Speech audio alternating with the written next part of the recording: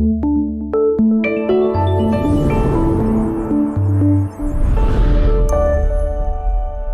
tidak terasa ini sudah minggu terakhir di bulan Mei ya. Waktu itu begitu cepat. Tapi bersyukur penjagaan kemurahan Tuhan senantiasa kita alami. Amin saudara. Tema khotbah pada saat ini yaitu Tuhan masih punya rencana di balik kelemahan kita. Sekali lagi, Tuhan masih punya rencana di balik kelemahan kita. Ada kalanya saudaraku, sering kita ini meratapi diri kita sendiri. Sering kita ngomong pada diri sendiri, kenapa aku tidak sehebat temanku? Kenapa aku dilahirkan dari keluarga yang istilahnya barangkali sederhana? Kenapa aku tidak sepintar tetanggaku? Seringkali saudaraku, kita tanpa kita sadari, kita sering mengutuki diri kita sendiri. Menganggap kita ini jauh lebih rendah daripada orang lain. Padahal saudara, Tuhan di dalam menciptakan kita itu tidak pernah salah. Amin saudara. Di tengah-tengah keterbatasan kita, di tengah-tengah kelemahan kita, di tengah-tengah kekurangan kita, masih ada rencana Tuhan yang dahsyat. Katakan amin. Masih ada rencana Tuhan yang luar biasa di dalam kehidupan kita masing-masing. Nanti kita akan melihat beberapa contoh. Tapi sebaiknya kita lihat ayatnya. Di dalam Hakim-Hakim pasal yang ke-11. Di dalam Hakim-Hakim pasal yang ke-11, ayat yang pertama begini bunyi firman Tuhan.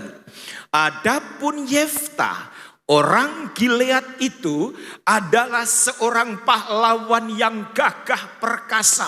Tetapi ia anak seorang perempuan sundal. Ayah Yeftah ialah Gilead. Kalau saudara melihat kebenaran firman Tuhan ini saudaraku, ada satu hal yang perlu saya tekankan, ada satu kebenaran yang perlu kita ketahui bahwa bagi Tuhan, sekali lagi, bahwa bagi Tuhan tidak sulit mengubah apa yang kita anggap barangkali kekurangan, apa yang kita anggap barangkali itu sebuah kelemahan, itu bisa menjadi kekuatan bagi Tuhan. Jadi bagi Tuhan tidak sulit mengubah sesuatu yang mungkin kita anggap kelemahan, kita anggap kekurangan. Bagi Tuhan sekali lagi itu tidak sulit mengubahnya, justru menjadi kekuatan. Atau barangkali apa yang kita anggap ini sebuah kerugian, bagi Tuhan tidak sulit mengubahnya menjadi sebuah keuntungan. Karena apa? Dia memang Allah yang Maha Kuasa. Nah, sering saja saudaraku, jujur saja kita ini sering berdalih-dalih. Kalau kita mau jujur, sering kita ini sering berdalih-dalih. Mengapa aku tidak mampu melakukan pekerjaan yang sederhana ini? Seperti saya katakan tadi, mengapa aku dilahirkan dalam lingkungan yang salah?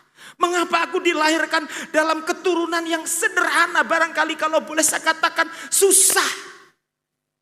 Sering hal ini kita lakukan saudaraku.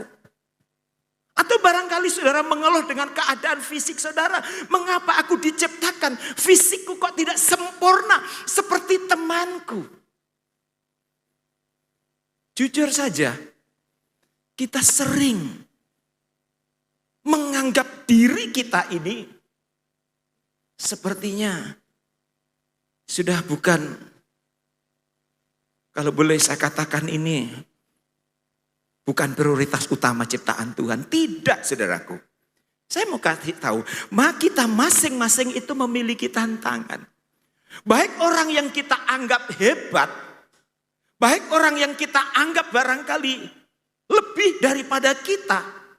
Masing-masing kita ini punya tantangan. Di tengah-tengah kelemahan kita, di tengah-tengah kekurangan kita semua ada tantangan. Dan tantangan itu harus diatasi.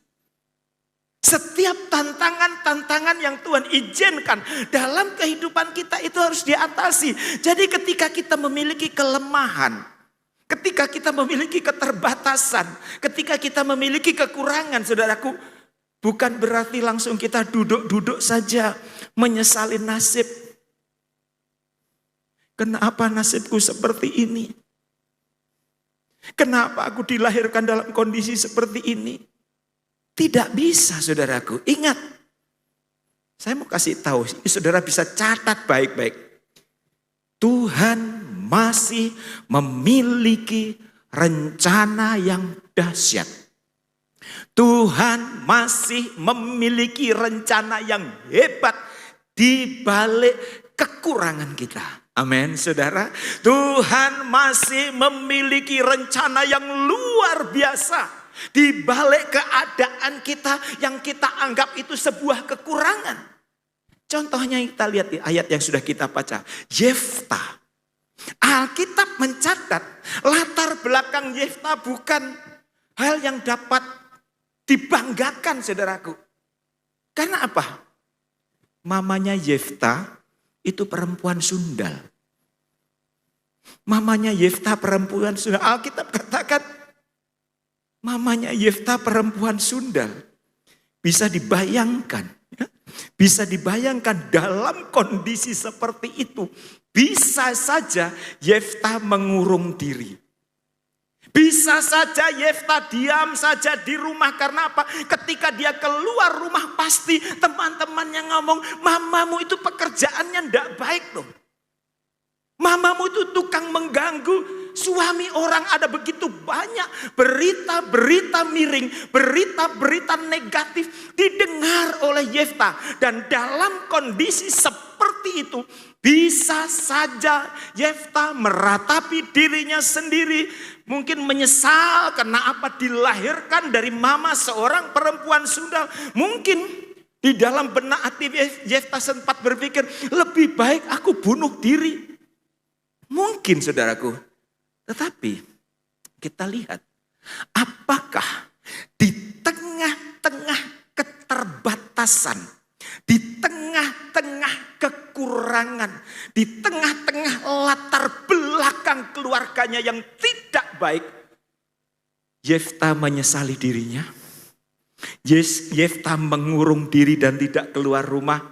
Alkitab tidak mengatakan begitu.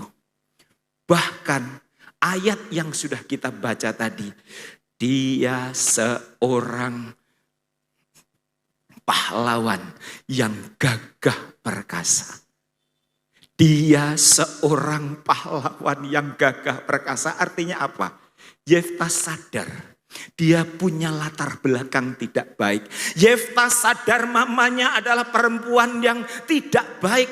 Tetapi Yeftah tidak mau terikat dengan latar belakangnya. Yeftah tidak mau terikat dengan kekurangannya. Yeftah tidak mau terikat dengan keterbatasannya. Yeftah tetap mau maju. Yeftah tetap mau berkembang. Yeftah mau tetap bertumbuh. Dan akhirnya apa? Di tengah-tengah kekurangannya, justru Yeftah menjadi seorang pahlawan yang gagah perkasa. Ini kerinduan Tuhan bagi kita. Saya yakin dan percaya siapapun kita, kalau seandainya saya mau tanya siapa yang sudah sempurna, tidak ada yang berani ngomong aku sudah sempurna om, tidak ada. Tetapi mari di tengah-tengah kekurangan kita, di tengah-tengah keterbatasan dan kelemahan kita, saudara jangan melihat lalu saudara mengurung diri lalu merasa sudah tidak ada masa depan. Tidak, ingat saudaraku. Alkitab mengatakan, kalau saudara membaca di dalam Yeremia pasal 29 ayat yang ke-11. Aku tahu rancangan-rancangan apa yang ada padamu. Ayat ini tidak ditulis, aku tahu rancangan-rancangan orang hebat, tidak. Ayat ini tidak menulis, aku tahu rancangan-rancangan orang yang luar biasa, orang yang pintar, tidak. Tapi untuk kita semua, apa rencana Tuhan? Masa depan yang penuh dengan harapan. Amin, saudara. Saudara yakin rencana Tuhan itu dahsyat dalam hidup kita? Saudara yakin? Amin. Walaupun kita ada keterbatasan, walaupun kita ada kekurangan, tetapi rencana Tuhan dalam hidup kita terus berjalan, saudara. Kecuali kita tidak mau. Kecuali kita tidak mau, saudara. Kita lihat di sini. Yefta punya latar belakang tidak baik. Tetapi dia tidak mau terikat dengan latar belakangnya. Dia tidak mau terikat bahwa mamanya tidak disenangi banyak orang. Tapi aku tahu rencana Tuhan yang luar biasa ada dalam hidupku. Prinsip ini perlu kita miliki. Mungkin saudara sebagai seorang pegawai biasa, karyawan biasa. Atau mungkin saudara usahanya masih usaha yang baru merintis. Saudara tidak usah melihat semuanya itu. Rencana Tuhan dalam hidupmu luar biasa. Asal kita mau bergerak maju. Amin, saudara. Asal kita mau bergerak maju. Tidak melihat keadaan diri sendiri. Inilah yang Tuhan inginkan. Jadi saudaraku, di tengah kelemahan kita, di tengah kekurangan kita, catat baik-baik, Tuhan masih bisa memakai kita. Amin, saudara. Tuhan masih mau memakai kita. Sekalipun kita ada kekurangan. Sekalipun kita ada kelemahan, saudaraku. Inilah hebatnya Tuhan. Jadi Tuhan itu dapat memakai siapa saja. Menjadi alatnya sekalipun. Kita memiliki kekurangan, kita memiliki keterbatasan. Tapi yang menjadi persoalan sekali lagi, tinggal saudara, mau atau tidak dipakai Tuhan. Ini persoalannya. Tuhan mau pakai. Tetapi kalau kita tidak mau, ya Tuhan tidak paksa, saudaraku. Amin, saudara. Amin. Jadi mungkin saudara datang di tempat ini, saudara merasa, Om, aku ini tidak sehebat orang lain, Om. Jujur, Om, aku ini tidak sehebat orang lain, Om. Aku tidak mampu melakukan apa yang dilakukan orang lain, Om. Aku tidak mampu melakukan apa yang dilakukan temanku, Om. Tapi saya mau kasih tahu, walaupun mungkin kita tidak mampu melakukan apa yang dilakukan orang lain, tetapi ketika saudara berpikir positif atau bersikap positif, saudara, maka Tuhan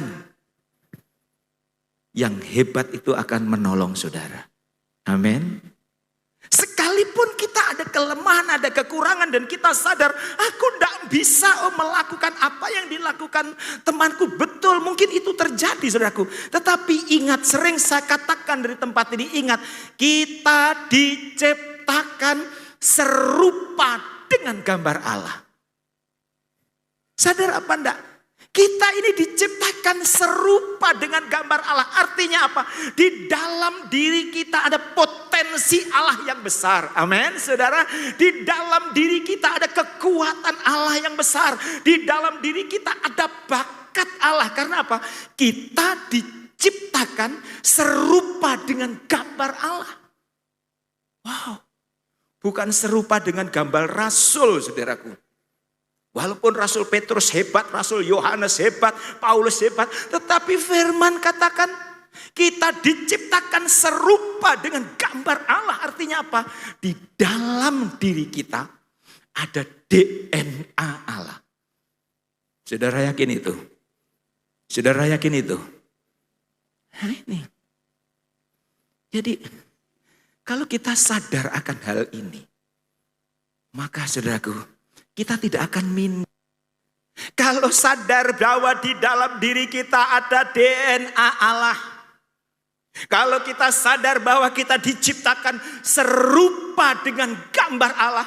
Maka sekalipun kita ada kekurangan, sekalipun kita ada keterbatasan, sekalipun kita ada kelemahan, kita tidak akan minder, saudara.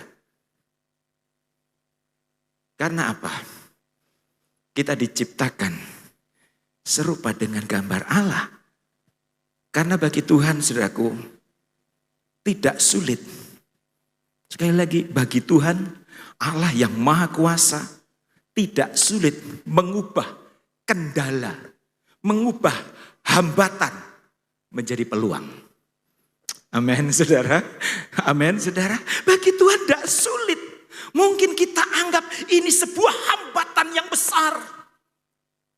Mungkin ini kita anggap sebuah halangan yang sulit untuk ditembus. Tetapi bagi Tuhan tidak sulit mengubahnya. Justru menjadi peluang bagi saudara dan saya. Yang penting kita percaya penuh. Tidak minder. Tidak mengutuki diri sendiri. Kita sering mengutuki diri sendiri. Aku tidak bisa, aku tidak mampu, aku sepertinya rendah hati, saudaraku. Tapi tidak, sementara mengutuki diri sendiri. Jadi apa yang kita anggap sebuah hambatan, sebuah rintangan. Wow, bahaya ini Labuan Bajo ini. Sekarang pengusaha-pengusaha besar mulai datang di Labuan Bajo. Mereka memiliki banyak modal. Wah, siapakah aku ini? Wah, mulai minder. Sehingga semangat untuk bekerja mulai turun. Semangat untuk bertugas pun mulai saingannya kelihatannya tidak mungkin, aku tidak punya koneksi. Sementara orang itu koneksinya orang hebat. Mulai minder. Ingat, kita ini anak raja. Amin, saudara. Raja di atas segala raja. Yesus Kristus namanya. Itulah sebabnya kita tidak boleh minder. Karena apa? Bagi Tuhan tidak sulit mengubah kendala, mengubah hambatan, justru menjadi peluang. Mengubah kekurangan, justru mendatangkan berkat. Bagi Tuhan tidak sulit. Saya akan memberikan dua. Tentu saudara tahu ini siapa dia. Di mana orang ini secara fisik, saudara. Secara fisik dia ada kekurangan dan saudara dan saya jauh lebih sempurna secara fisik. Tetapi dia tidak terikat dengan kondisi fisiknya. Dia tidak menyesali kenapa aku dilahirkan dalam kondisi cacat. Itulah sebabnya tadi saya katakan, bagi Tuhan tidak sulit mengubah kekurangan, justru mendatangkan berkat. Coba tolong dimunculkan. Tentu saudara kenal siapa ini? Nick. Motivator. Berkebangsaan Australia. Saudara lihat, dia tidak punya tangan. Dia tidak punya kaki. Secara manusia, wajar kalau sampai Nick ngomong, aku tidak mau keluar dari rumah. Seandainya Nick mengurung diri di kamar saja mungkin tidak ada yang bisa menyalahkan. Karena apa? Ketika dia keluar mungkin teman-temannya mengejek-ngejek Nick, mengolok-ngolok Nick. Seandainya hal itu saudaraku, wajar sekali lagi Nick tidak mau sekolah, wajar. Tetapi apakah itu yang dilakukan oleh Nick? Tidak. Dia tidak mau terikat dengan keterbatasan fisiknya. Dia tidak mau terbelenggu dengan kekurangannya. Dia tetap belajar. Dia tetap belajar. Dia tetap belajar. Dia akhirnya menjadi sarjana. Dia terus belajar. Dia terus belajar, saudaraku. Nah ini. Dia tidak melihat. Saya rindu. Kita semua jujur saja memiliki banyak kekurangan. Walaupun mungkin fisik kita mungkin lebih baik daripada Nick ini. Tetapi kita banyak kekurangan. Ayo jangan berhenti belajar. Jangan mandek menyesali nasib, menyesali keadaan. Ayo Tuhan bisa memakai saudara dan saya di balik atau di tengah-tengah kekurangan kita. Amin, saudara. Ayo lihat di sini. Mungkin kalau seandainya lomba lari dengan kita, kita yang menang. Mungkin kalau seandainya lomba berenang, kita yang menang, saudaraku. Apalagi suruh main bulu tangkis, pasti saya menang. Tetapi saudaraku, dia memang tidak bisa lari kencang. Dia memang bisa berenang tetapi pasti kalah dengan orang yang jago-jago renang. Tetapi lewat perkataannya, lewat ucapannya, dapat memotivasi orang sehingga orang yang lemah menjadi kuat, saudaraku. Orang yang sedih menjadi terhibur. Orang yang kehilangan pengharapan tiba-tiba memiliki pengharapan karena motivasi daripada Nick ini. Dia tidak mau menyesali keberadaannya, menyesali nasibnya. Karena dia tahu dia diciptakan serupa dengan gambar Allah. Amin. Saudara, berikan kemuliaan untuk Tuhan kita Yesus Kristus. Kita diciptakan serupa dengan gambar Allah. Sekalipun mungkin menurut kita ada kekurangan. Ayo, saya dorong saudaraku. Jangan sampai kekurangan kita, kelemahan kita membelenggu kita. Sehingga kita tidak bisa maju. Sehingga kita tidak bisa bergerak. Satu contoh lagi. Coba lihat. Gracia, saudaraku. Dia anak dari Balikpapan, Kalimantan Timur. Dia dilahirkan buta sejak lahir. Karena di depan matanya itu ada selaput putih yang menutupi sehingga tidak bisa melihat. Dokter memvonis tidak bisa melihat seumur hidup. Saudara, dalam kondisi seperti itu, bisa saja Gracia menyesali nasibnya. Kenapa aku dilahirkan seperti ini? Sementara kakak-kakaknya normal, saudaraku. Kakak-kakaknya normal. Bisa saja dia menyalahkan Tuhan. Kenapa Tuhan menciptakan aku tidak seperti kakak-kakakku? Kenapa aku tidak bisa melihat indahnya dunia ini? Bisa saja dia meratapi nasibnya dan mungkin menyalahkan Tuhan. Tetapi dia tidak melakukan itu, saudara. Rupanya Tuhan kasih talenta dengan suara yang begitu merdu. Tuhan kasih talenta dengan kepintaran. Kalau saudara lihat di YouTube-nya dia memiliki banyak keistimewaan. Dia terus ingat teman-temannya. Dia bisa main piano, bahkan juara nasional, juara di Balikpapan, Kalimantan Timur, baik piano maupun menyanyi, saudaraku. Dan lagu-lagunya tentu kita sering dengar, saudaraku. Yang lagu nanti kita nyanyikan, sekalipun aku tidak bisa melihat. Dia tidak bisa lihat. Tetapi dia tidak mau terpuruk dengan keadaannya. Aku ingin maju di tengah-tengah kekuranganku. Tuhan masih bisa memakai aku. Prinsip ini yang perlu kita miliki. Ayo saya dorong kepada jemaat yang hadir pada saat ini. Sekalipun kita memiliki banyak keterbatasan. Sekalipun kita banyak kekurangan. Jangan fokuskan hidupmu kepada kekuranganmu. Amin, saudara. Jangan fokuskan hidupmu kepada keterbatasanmu. Tuhan masih bisa memakai kita semua menjadi alatnya. Yang heran. Jadi, untuk menjadi berkat, saudaraku, tidak harus tunggu hebat. Ingat, untuk menjadi berkat tidak tunggu harus hebat. Untuk menolong orang lain tidak harus tunggu kaya raya dulu baru bisa tolong orang lain. Saudara tahu, saya mau bersaksi. Ketika saya sekolah Alkitab tahun 90 di Batu Malang. Pada waktu itu SPP saya 1 bulan itu 40.000 SPP saya. Saudara tahu, yang menyponsori saya itu bukan seorang pengusaha. Yang menyponsori saya untuk tiap bulan kirim 50.000. Bukan 50.000, 45.000. Karena yang 5.000 bisa saya gunakan untuk beli selama 1 bulan, saudaraku. Yang menyponsori saya bukan pengusaha. Yang menyponsori saya bukan pegawai hebat, saudaraku. Saudara tahu, maaf. Pembantu rumah tangga, asisten rumah tangga yang gajinya pada waktu itu 70.000 1 bulan.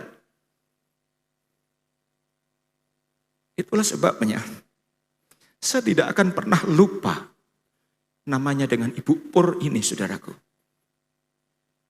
Ibu Pur masuk di dalam garis pelayanan saya. Saya yakin kalau saya sukses, itu andil dari ibadah Ibu Pur. Amin, saudara. Jadi untuk menolong orang lain, tidak harus tunggu hebat dulu, saudaraku.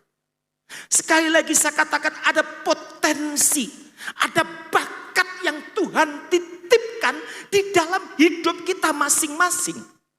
Dan itu harus kita gunakan, saudaraku. Di dalam Alkitab pun mencatat. Dalam perumpamaan ada yang dikasih 5 talenta, ada yang dikasih 2 talenta, ada yang dikasih 1 talenta. Perumpamaan ini tidak mencatat, tidak ada yang dikasih. Artinya apa? Dalam perumpamaan ini semua dikasih talenta.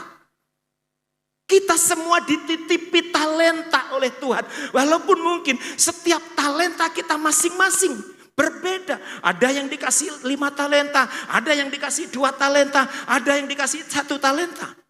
Ada yang dikasih talenta main musik, ada yang dikasih talenta suaranya bagus dan banyak hal. Tetapi intinya semua kita punya talenta. Ayo, jangan didiamkan, saudaraku. Kembangkan talenta yang dititipi itu. Sehingga kita menjadi anak Tuhan yang bertanggung jawab atas titipan Tuhan itu. Saya rindu. Di tengah-tengah keterbatasan kita, di tengah-tengah kekurangan kita tetap maju, kita tetap berkembang. Mungkin ada satu foto lagi. Nah, kita lihat ini, saudaraku, ini Gresia. Dia tidak melihat kekurangannya, dia tidak melihat fisiknya. Jadi sekali lagi, untuk dipakai Allah, tidak tunggu sempurna. Gunakan talenta yang Tuhan berikan. Walaupun mungkin talenta kita tidak sebesar orang lain. Amin, saudaraku. Gunakan bakat talenta yang Tuhan berikan. Walaupun mungkin kita tidak sehebat orang lain. Gunakan itu untuk kemuliaan nama Tuhan. Dan saya mau rindu. Berhenti memusatkan perhatian pada kelemahan diri sendiri. Berhenti memusatkan perhatian kepada kekurangan diri sendiri, kepada kelemahan sendiri. Karena apa? Tuhan itu baiknya bukan kepada orang-orang tertentu. Tuhan baik kepada kita semua, saudaraku. Di dalam Mazmur 145 ayat yang ke-9. Tuhan itu baik kepada semua orang. Amin, saudara. Tuhan itu baik kepada kita semua. Baik yang di bawah maupun yang di balkon ada Kok Hendrik di sana. Baik kepada semua orang, saudara.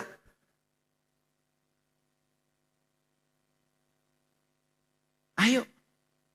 Jadi saudara jangan berpikir Tuhan baik kepada hanya dia saja, tidak baik kepadaku. Tidak. Alkitab dengan jelas Tuhan baik kepada semua orang. Amin, saudara. Jadi ini saudaraku, ketika saudara punya kesadaran bahwa Tuhan itu baik kepada semua orang, berarti juga termasuk kepadaku. Kalau mungkin saudara berpikir selama ini Tuhan hanya baik kepada suku tertentu.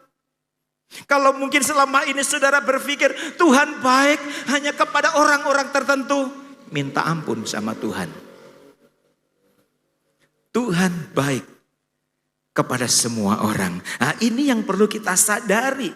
Jadi sekali lagi, Tuhan Yesus itu memiliki rencana yang besar di dalam kehidupan kita.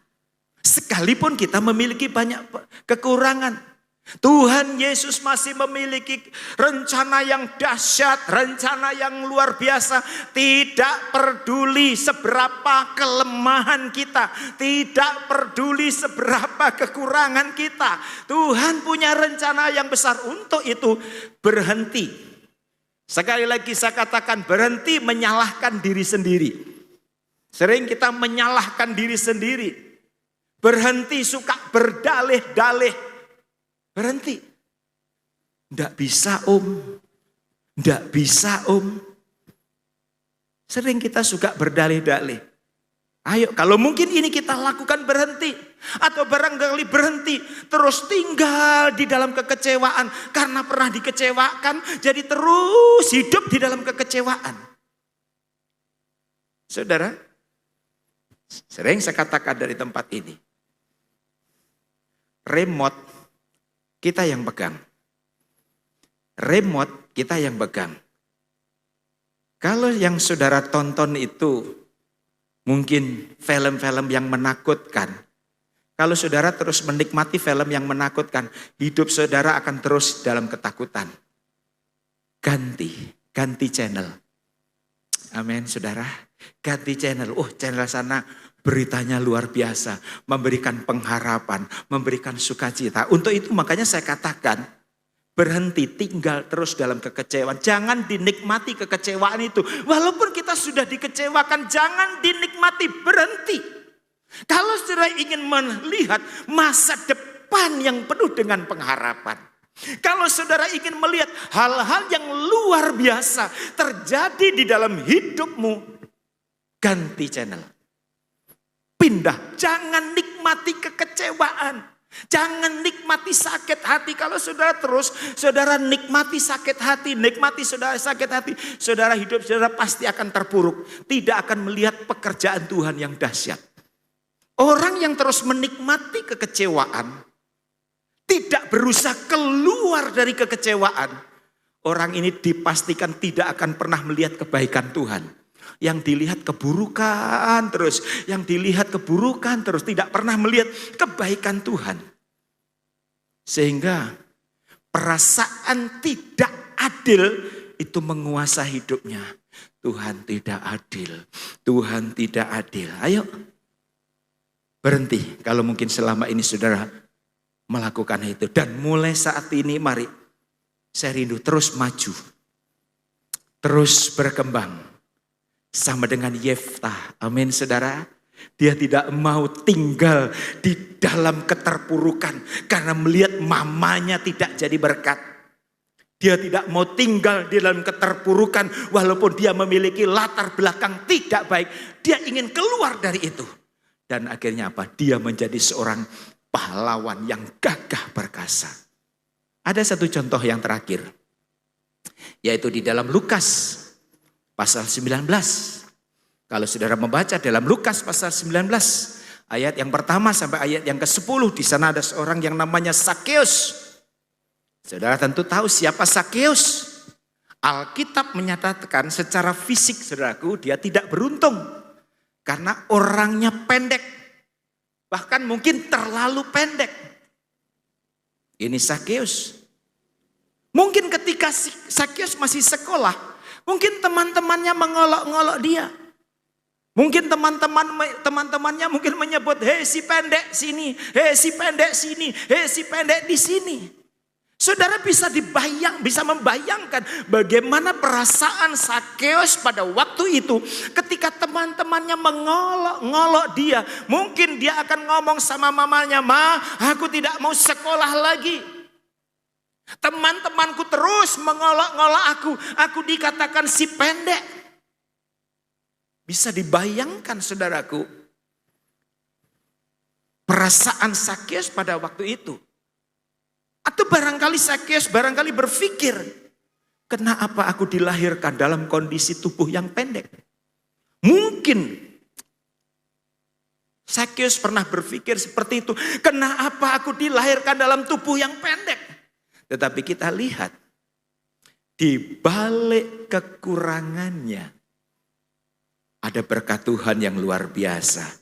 Karena apa? Sakeus tahu Tuhan. Saudara, Tuhan Yesus itu tidak pernah salah. Catat baik-baik.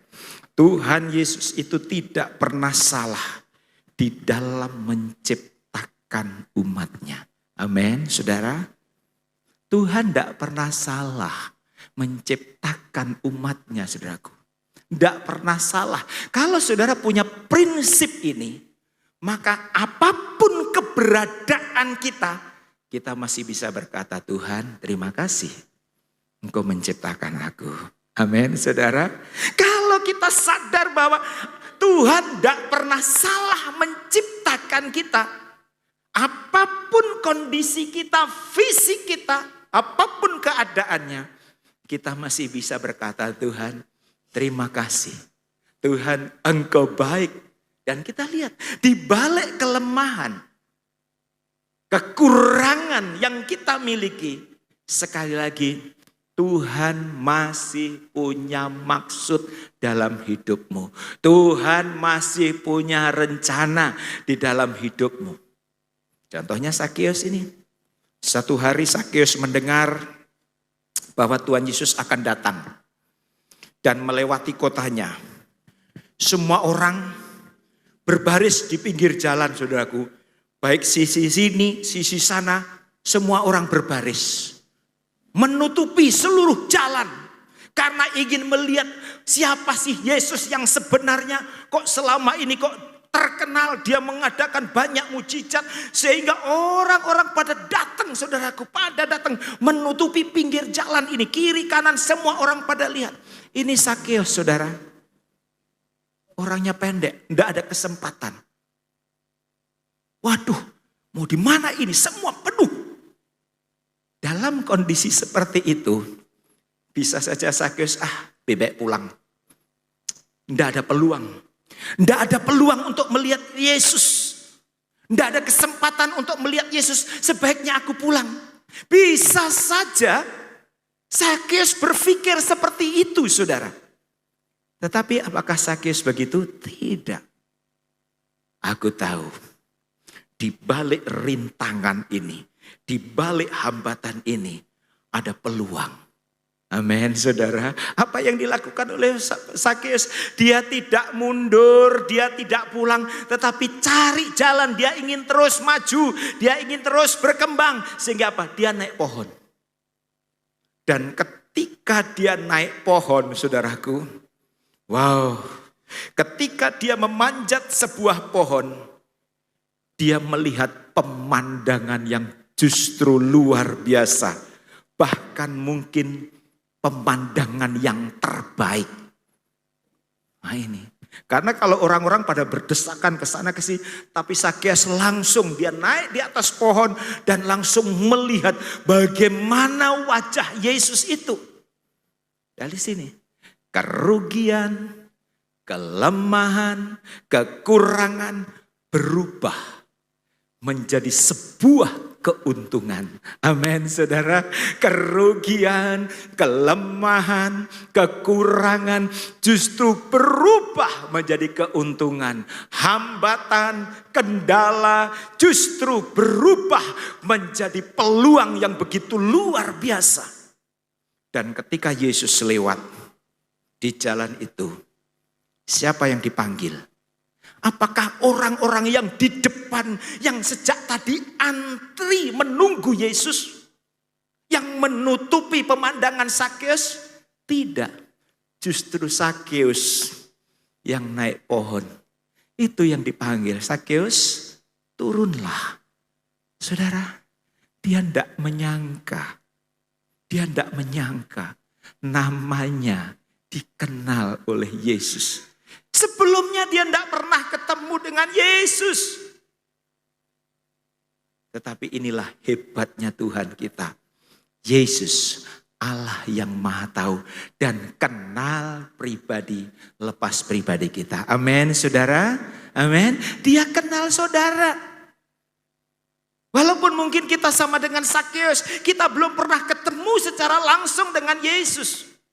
Itulah sebabnya ketika kita lahir baru, Alkitab katakan nama kita langsung dicatat di dalam buku kehidupan. Kita tidak lapor sama malaikat, namaku ini loh. Tidak, saudaraku. Tetapi langsung nama kita dicatat di dalam buku kehidupan. Artinya apa? Yesus kenal pribadi lepas pribadi. Sakeus turun. Itu berkat yang luar biasa. Namanya dikenal oleh Yesus. Apakah sampai di situ berkatnya belum? Turun. Aku mau singgah ke rumahmu dan memakan di rumahmu. Wow. Saya yakin dan percaya pada waktu itu Sakeus langsung terharu, langsung menangis, saudaraku. tidak menyangka Allah yang menciptakan langit dan bumi, Raja di atas segala raja, namanya Yesus Kristus, mau singgah ke rumahnya dan mau makan. Itu satu kebanggaan yang luar biasa yang tidak pernah difikirkan sebelumnya. Dan itu terjadi. Itu terjadi ketika Zakheus tidak menyesali keberadaannya. Zakheus tetap maju.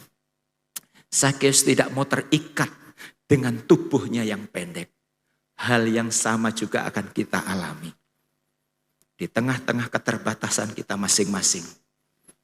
Di tengah-tengah kekurangan kita masing-masing. Kalau kita tidak mau terikat, terbelenggu dengan kekurangan kita, di depan ada hal-hal yang luar biasa yang Tuhan siapkan. Amin, saudara. Ada berkat yang dahsyat, ada berkat yang luar biasa yang Tuhan sudah siapkan. Yang tidak kita pikirkan sebelumnya, yang belum pernah ada di dalam hati kita. Itu disiapkan oleh Tuhan. Zakheus tidak berpikir, saudaraku, tidak nyangka. Dia belum kenal, tetapi langsung Yesus panggil, Zakheus turun. Aku mau datang ke rumahmu dan mau makan di tempatmu. Wow. Ini bukti bahwa Yesus baik bagi semua orang. Tidak melihat siapa Yeftah yang punya latar belakang tidak bagus. Tidak melihat Zakheus yang orangnya pendek. Tetapi perhatian Yesus semuanya. Dan hal yang sama juga ada pada kita. Saudara yakin Tuhan Yesus baik kepada kita semua? Amin. Ayo renungkan firman Tuhan. Silakan pemain musik. Renungkan firman Tuhan. Jangan membatasi diri, saudaraku. Berhenti menyesali keadaan diri sendiri.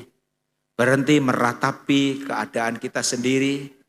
Berhenti membanding-bandingkan diri kita dengan orang lain. Menganggap orang lain lebih hebat. Menganggap orang lain lebih dahsyat. Lebih berpengalaman. Berhenti, saudaraku. Ingat, Tuhan Yesus mengasihi kita semua.